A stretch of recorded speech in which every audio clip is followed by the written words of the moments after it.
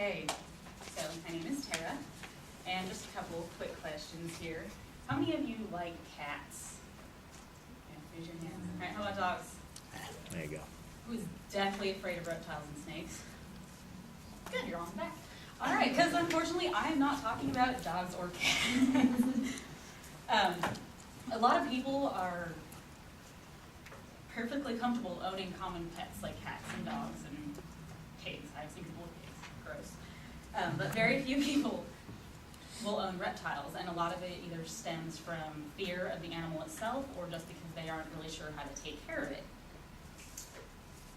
Today will be the day I get to watch this. Because I am scared as hell today. Flip your face, Not just close your eyes. Okay, this is Toki.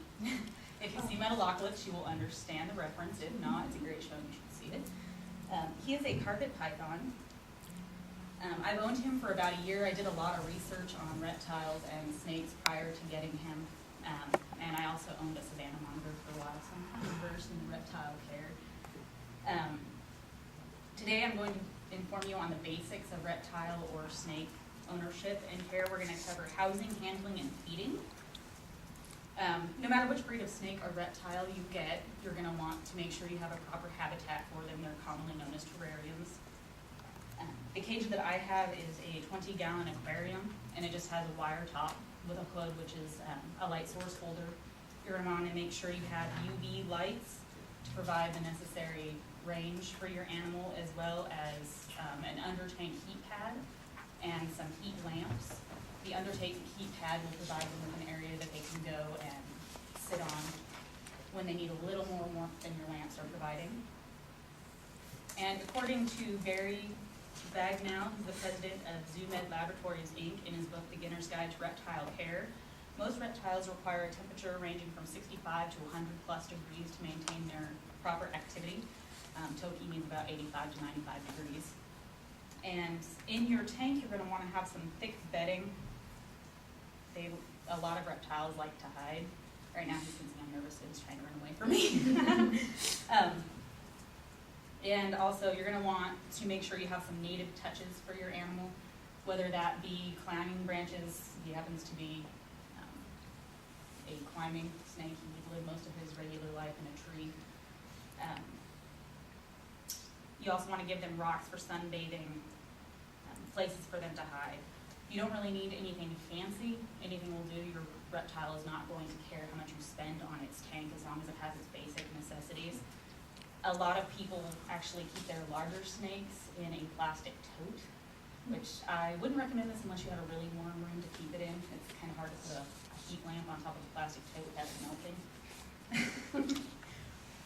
And so now we're going to move on to handling. And this is kind of the tricky part if you're afraid of the animal. Reptiles really do kind of go off of your heat signature, and if you're nervous, they're going to be nervous and they will plunge because they're afraid you're going to drop them. And according to Miss Melissa Kaplan's article on reptile handling in her Care Collection 2007, there are 3 certainties in life, those being death, taxes, and if you own a reptile, you eventually will get bit. Today's not my day, I thought it was. There's 2 kinds of snake bites. The first is a feeding bite, which is where they will sink their fangs in and then wrap around your body trying to kill you, essentially. And the second is just an open mouth bite. It's more of an agitation signature than anything else. With larger snakes, you're going to get a lot of bruising. It's painful. With smaller snakes, you usually get some little serrated cuts, nothing big, they're just holding you. And baby snakes are more likely to bite you than adult snakes just because they are prey to a lot of different animals. So if you purchase a snake and it is a baby, which I've had him since just a couple months after he hatched, they will try to bite you a lot until they get used to you. It's recommended that you handle your snake about 15 to 20 minutes a day to start with, and then adjust according to your animal's tolerance for it. Some will let you hold them longer, some don't like it at all. I would recommend wearing leather gloves when you first get a snake if they're very aggressive. This will protect you from getting bit on the handle. You're trying to take them out of the tank. It also gives you some time to let them crawl around on your arms, get used to your heat signature. temperature, and then you can slowly transition to taking gloves off. You're going to want to hold the animal gently and support its body weight. When he was trying to get away, I wasn't doing a very good job of that, unfortunately. This makes them feel secure. When they're not secure, they will either clench you or they're going to try to get away from you. And that's when either you or your animal can get hurt. You're going to want to learn your animal's moods. They will show you when they are displeased with you. Snakes have a striking pose, which they will arc their heads back in an S shape and lift it. This gives them a lot of force when they come forward.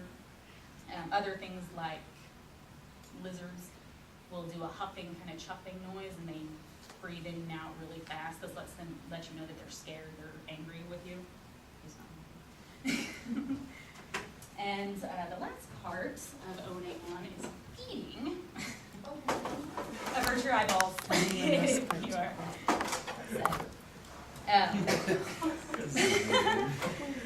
You'll know if your animal is hungry, mostly because they've just defecated.